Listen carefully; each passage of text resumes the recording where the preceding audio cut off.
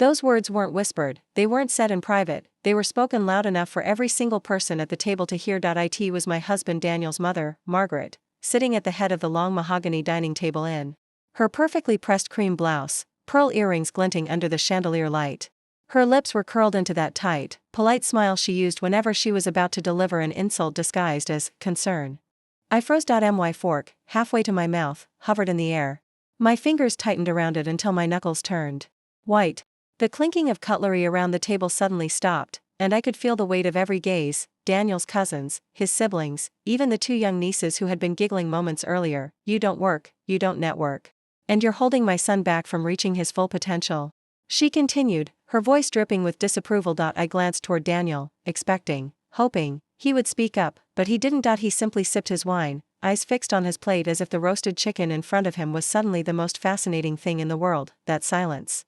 It hurt more than her words. The thing is, Margaret didn't know the full story, none of them did. I had been there when Daniel's first business idea failed. I had been the one sitting with him at 2 a.m., reviewing his spreadsheets, running numbers, and telling him that failure wasn't the end. When he didn't have enough money to rent his first office space, it was my inheritance, money my grandmother had left me, that paid for it. When he couldn't afford to hire a marketing team, I taught myself the basics of advertising and promoted his business online, working from our tiny kitchen table. And when he had the idea to invest in a struggling cafe downtown, it was my research that found the location, my pitch that convinced the owner to sell a share, and my savings that made the deal possible. That cafe didn't just survive, it became a local hotspot, the kind of place people posted about on Instagram, boosting our income significantly. But none of that mattered in this room. In that moment, I wasn't a partner. I wasn't the woman who had built a life with him from scratch. I was the useless wife who, according to them, had done nothing but live off her husband's hard work. I tried to keep my face neutral, but my cheeks burned. Well, I think she's been supportive in her own way, Daniel's sister started, but Margaret cut her off with a wave of her manicured hand. Supportive? Please. Support is nice, but success takes ambition. Drive. My son could be miles ahead if he wasn't constantly accommodating her. Her tone was sharp, but her words were delivered with that fake sweetness that made it hard to challenge her without looking like the unreasonable one. I wanted to defend myself. I wanted to remind everyone that, before Daniel, I had my own career in event management.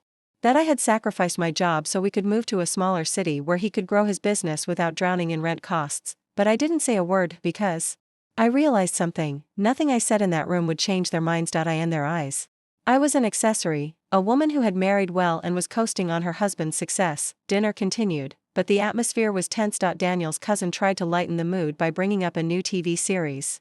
Laughter returned in small bursts, but every so often, I caught Margaret's gaze flicking toward me with that same look, half pity, half disdain. When dessert came, I barely touched it. My appetite had vanished the moment she opened her mouth. I kept wondering, why didn't Daniel defend me? After everyone had left, I confronted him in the car. You just sat there. You let her talk to me like that. He sighed, rubbing his forehead. She's just old-fashioned. You know how she is. That's not an excuse, Daniel. You let her humiliate me in front of your entire family. He started the car. Look, she's just concerned about our future. Maybe you could, I don't know, get more involved in the business? Go to networking events with me? It wouldn't hurt. That stung.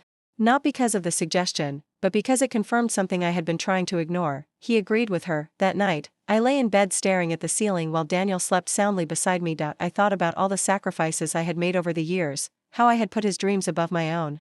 How I had poured not just money but my time, skills, and energy into building something together, and yet, here I was, dismissed.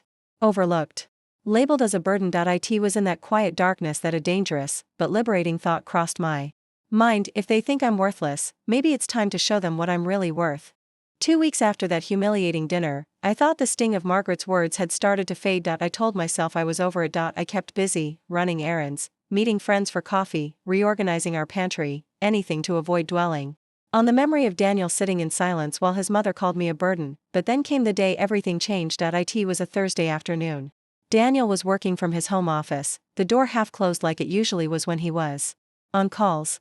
I walked past with a laundry basket in my arms, and that's when I heard it, his voice, calm, casual, speaking to someone on the phone. She's not business-minded, he said, with a small chuckle, as if it were some inside joke. I can manage the investments better without her interfering. Once everything's restructured, things will run much smoother. I froze. The laundry basket felt suddenly heavier, my arms going numb. My first instinct was to believe I'd misheard. But then he continued, his voice dropping slightly, yes, we'll move her out of the decision-making process entirely. She's comfortable. And that's fine for her, but it's holding me back. Comfortable, that one word sliced through me. I'd worked nights at a bakery when we were first married, standing on my feet for 8 hours straight, coming home with my hair smelling of yeast and sugar, just to save up money so we could invest in his dream. I'd skipped vacations, ignored my own hobbies, and even given up on starting my own business because he needed my focus on his, and now I was an inconvenience. I stood there in the hallway, listening to the man I had built a life with casually talk about removing me from everything we'd worked for together, as if I was nothing more than a roadblock. I didn't move until I heard the faint clicking of a keyboard. Slowly, quietly, I edged closer to the office door and peeked inside. Daniel's back was to me, his phone now on speaker. On his computer screen, I saw an email draft addressed to his lawyer. My eyes scanned the subject line: restructuring ownership, confidential. My stomach dropped. He was discussing the division of assets, the cafe chain, the co-working space, our tech investments. Things that weren't just his, they were ours. Things we had both poured money, energy, and ideas into. I stepped away before he noticed me. My mind was spinning, my chest tight. I went to the kitchen and set down the laundry basket, my hands trembling. When he finally ended his call and walked in to get coffee, I confronted him. What's going on, Daniel? I asked, my voice sharp. He glanced up, startled. What do you mean? I mean, why are you talking to a lawyer about restructuring ownership of our investments? He froze for just a moment, barely a flicker, but I caught it. Then he shrugged, like it was nothing. It's just business. You're reading too much into it. Too much into it? I said, my voice rising. You told someone I'm not business-minded. That you need to manage things without me interfering. He set his coffee mug down slowly. Look, he said, lowering his voice as if I were a child he needed to calm, it's not personal. You can't keep up with the pace I'm working at. You're too comfortable. There it was again, comfortable, the same word that made it sound like my contribution had been lounging on the couch while he built an empire. I wanted to scream. I wanted to remind him of the nights I stayed up balancing our accounts, the marketing campaigns I ran for free, the networking events I attended in uncomfortable heels just to make connections for him, but instead, I just stood there, my pulse pounding in my ears. Realizing something I had been avoiding for months, Daniel didn't see me as his partner anymore. He didn't see us as a team. He saw me as an obstacle, someone to be maneuvered around, not worked alongside. That night, I barely spoke to him. He didn't seem to notice. He was too busy typing away on his laptop, sending off more confidential emails. I lay in bed staring at the dark ceiling, every word I'd overheard replaying in my mind, the sound of his voice, so casual, so certain, while planning to erase me from the very things we'd built together. The betrayal cut deeper because it wasn't impulsive, it was calculated. He had already decided I was dispensable. The next morning, I tried to go about my routine. I made coffee, watered the plants, even folded laundry. But inside, something had shifted. I realized I was done waiting for him to value me. I was done hoping he would defend me to his family or recognize my sacrifices. I didn't know exactly what I would do yet, but I knew one thing: I wasn't going to sit quietly and let him strip away everything I had worked for. If he thought I was going to stand by while he pushed me out, he was about to learn just how comfortable I could make myself without him. I didn't yell. I didn't cry. I didn't beg him to change. That's what he expected me to do: fall apart, plead with him, try to prove my worth. But I wasn't giving him the satisfaction. Instead, I smiled. A small, polite, almost submissive smile. You're right, I told him one night over dinner. Maybe it's best if I step back from the investments for a while. You can take the lead. Daniel's fork paused midair, surprise flickering across his face before he covered it with a smug smirk. I think that's for the best, he said, taking a sip of wine. It'll take some pressure off you. Pressure off me? Please. What he didn't know was that my agreement wasn't surrender. It was strategy. Over the next month, I played my role to perfection. I stopped asking about meetings. I didn't question where he was going when he left for networking dinners. I even started bringing him coffee while he worked late in the office, the picture of a supportive, uninvolved wife. And while he thought I was spending my days baking muffins or shopping for throw pillows, I was quietly setting my own plan in motion. My first step was our accountant, Laura. I scheduled a routine review under the pretense of wanting to understand our taxes better. Laura had worked with us for years, so she didn't think twice about it. When she pulled up the records, I paid close attention, not to the numbers Daniel bragged about, but to the fine print, and there it was: almost every major investment we had, the cafe chain, the co-working space, the tech startup, was listed under both our names. That meant one thing: I had the legal right to sell my share without Daniel's consent. The second step was checking our joint bank accounts. It didn't take long to find something that made my blood boil. Small, consistent transfers, always just under the reporting threshold, moving from our joint account into an account under his name only. They weren't huge amounts individually, but over months, they added up to a figure that made my jaw clench. He probably thought I wouldn't notice. He probably thought, she doesn't even check the accounts, she trusts me. Well, that trust was gone. I sat at the kitchen table one night, staring at the numbers, feeling my anger turn into something sharper, resolved. If Daniel and his family thought I was worthless, I was going to show them just how much I was actually worth, not with a screaming match, not with threats, but with action. I started discreetly contacting people, potential buyers, business acquaintances, even a couple of competitors I knew would love a chance to get into our cafe chain. The key was to move quietly. Daniel couldn't suspect a thing. Meanwhile, I kept playing the part. Oh, how was the meeting? I'd ask sweetly when he came home late. I'm just focusing on the house right now, I'd tell him, feigning disinterest in business. Sometimes I'd even pretend to misunderstand things he said about investments, just to reinforce the illusion that I wasn't business-minded. The more I played dumb, the more comfortable he became, and the more comfortable he became, the less he paid attention to what I was doing. I started keeping copies of all our contracts and partnership agreements. Some were in the safe at home, others at the bank. I even made a trip to our lawyer, without Daniel, under the excuse of updating my will. But while I was there, I asked a different set of questions. What are my rights if I want to sell my share of jointly owned investments? Can I transfer my half of liquid assets into a separate account without notifying my spouse? The answers were exactly what I needed. One day, while Daniel was at yet another networking lunch, I went to the cafe we co-owned. I sat down with the manager, someone I had hired myself years ago, and asked him bluntly, if my share ever became available, do you know anyone who'd want it? His eyes lit up. Actually, yes. There's been interest from a group looking to expand into this area. They'd jump at the chance. Perfect. By week 3, I had multiple buyers lined up for different assets, the cafe's share. My stake in the co-working space, even the small tech investment that had just started turning a profit. I wasn't selling them out of desperation. I was selling because I wanted cash, clean, liquid, and mine alone. The night before I was set to move, I made Daniel his favorite dinner, steak, mashed potatoes, and garlic butter green beans. He was in a good mood, rambling about some investor he'd met. I smiled, nodded, and poured him an extra glass of wine. If he noticed the way I was watching him, calm, almost detached, he didn't say anything. In my head, I kept replaying something Margaret had said at that dinner weeks ago. You're holding my son back from his full potential.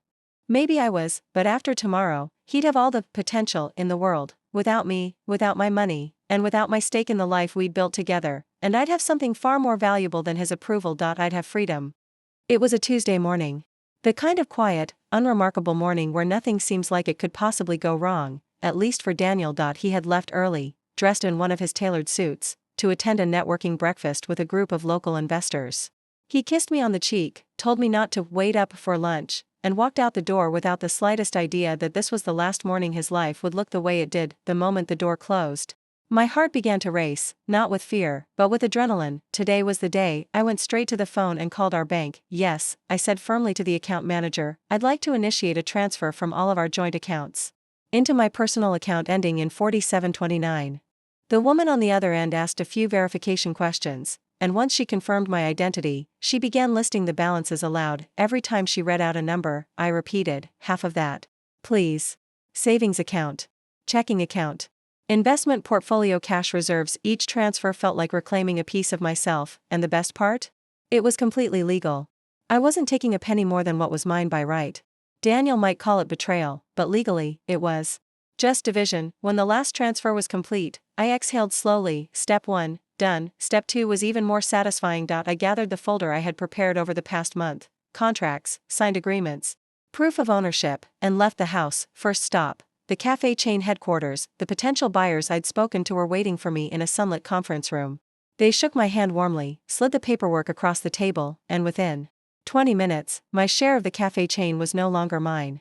A check was deposited directly into my account before I even walked out the door. Second stop, the co-working space. The buyer there was a competitor Daniel hated, which made the sale all the sweeter. We exchanged pleasantries, signed the documents, and that chapter of my life closed with a satisfying snap of my pen. Third stop, the small tech startup investment. It wasn't our biggest moneymaker, but it had been promising. Selling my share meant Daniel would no longer have access to my portion of future profits. Another clean break. By the time I left, the weight I'd been carrying for months was gone. In its place was something I hadn't felt in a long time: control. When I got home, I didn't busy myself with chores or cooking. Instead, I sat at the kitchen table with that folder in front of me. I didn't pace. I didn't fidget. I waited. When Daniel finally walked through the door a little after 1 p.m., his mood was light. "Morning was great," he said, loosening his tie. "Met a guy who wants to partner on a new project. Might need some extra capital, but it's worth it." He stopped mid-sentence when he saw me sitting there, posture straight, eyes fixed on him. "What's going on?" he asked, his voice cautious. "Sit down," I said simply. He sat across from me, glancing at the folder. "What is this?" I slid the papers toward him, my expression unreadable. "These are the documents showing I've sold my shares in all our joint investments," I said evenly. "And here's the proof that I've moved my half of the cash into my own account." His face drained of color. "You, what?" I didn't repeat myself. I let the silence do the talking. "You can't just," he started, flipping through the papers frantically. "You can't just walk away like this." "I can," I said calmly, leaning back in my chair. "And I did." He pushed the papers away as if they burned him. "You've ruined everything. Do you have any idea what this does to my business plans?" "Your business plans?" I tilted my head. "Funny. I thought they were our investments. At least, that's what I believed while I was pouring my time, energy, and money into them." He opened his mouth, but I didn't give him the chance to twist this into something it wasn't. "Let me make something clear, Daniel," I continued, my voice steady. "You've been moving money into accounts under your name for months. You've been talking to lawyers about pushing me out. You made it very clear to your family, and to me, that you don't see me as your partner anymore. So I decided to stop pretending we were one." For the first time since I'd known him, he was speechless. He ran a hand through his hair, his mind no doubt scrambling for a way to regain control. This is insane," he muttered. "You've just thrown away years of work." "No," I corrected, my voice sharp. "I've just reclaimed what I built with you. What was mine from the start. I'm not walking away empty-handed, Daniel. You made sure I knew exactly how much I was worth to you. I just decided to cash in on that value." He stood abruptly, pacing the kitchen. "You'll regret this. Once you burn bridges like this, there's no going back." I met his gaze without flinching. "That's the point." The truth was, I felt lighter than I had in years. He tried a different tactic then, pleading, "We can fix this. Just call them back. Reverse the sales. We can work this out." But I shook my head. "The deals are done. The accounts are separate. And for the first time in a long time, Daniel, so are we." His face hardened, and without another word, he stormed out of the kitchen. When the front door slammed, I sat there in the quiet, the folder still open in front of me. It didn't feel like loss. It felt like freedom. Margaret's voice echoed in my head, "You're holding my son back from his full potential." Maybe she was right. But now, without me holding him back, Daniel could soar, or crash. That was no longer my concern. As for me, I had the resources, the independence, and the peace of mind to build a life on my own terms, and no one, not Daniel, not his mother, not anyone, would ever get to call me worthless again. First, it was the phone calls from Daniel. I didn't answer. Then came the texts, short, sharp bursts of anger and disbelief. "You've destroyed everything. How could you do this to me? Do you have any idea how this makes me look?" By that evening, the messages turned into insults, and then, the family got involved. Margaret was the first to call, her voice dripping with outrage. "You ungrateful, selfish woman. Do you realize what you've done to my son?" I stayed calm. "Yes. I've protected my share of what I built with him. Nothing more, nothing less." She scoffed. "This is vindictive. This is why we said you weren't business-minded. You think with your emotions." I almost laughed. If only she knew how calculated this had been. When I didn't take the bait, she hung up on me. Within days, the whispers started in their social circle. Apparently, I was now vindictive, unstable, and, ironically, money-hungry. The same people who had once happily eaten for free at our cafe and boasted about knowing us now spoke about me as if I were a cautionary tale. But here's the thing.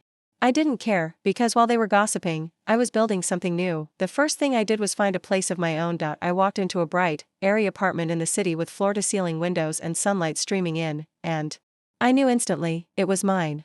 Not ours. Not jointly owned. Mine. I bought it outright, no mortgage, and put the deed in my name only. The second thing I did was invest in something I truly loved, baking. A friend of mine, Claire, had been running a small bakery for years but wanted to expand. She'd always said, if I had the funds, we could turn this into something incredible. Now, I had the funds. We became business partners, equal ones. We designed a new menu, renovated the shop, and launched a marketing campaign that had people lining up around the block within weeks, and unlike with Daniel, every time I came up with an idea, Claire actually listened. She valued my input. She respected my work. Meanwhile, Daniel's rebuilding phase wasn't going as planned. Word traveled fast in business circles. When people heard he had lost half his capital overnight, they got nervous. Partnerships dissolved. Potential investors pulled back. From what I heard, even the networking group he had been so proud of started distancing themselves. It turned out that while Daniel was good at making connections, he wasn't as skilled at maintaining them without the financial stability I'd helped provide. Margaret, of course, never spoke to me again, and that was fine. In fact, her silence was the sweetest part of my revenge. Because I knew, deep down, she hated that I had proved her wrong. I wasn't the worthless wife who was holding her son back. I was the woman who walked away with her dignity, her money, and her independence intact. One afternoon, a few months after everything had unfolded, I was working in the bakery when I saw a familiar figure across the street. Daniel. He looked different. The tailored suits were gone, replaced by a shirt with fraying cuffs. He had that distracted, slightly desperate look of someone trying to keep too many plates spinning at once. Our eyes met for a brief moment.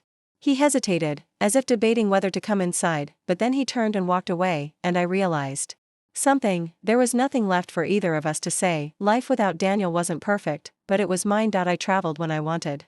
I chose who I did business with.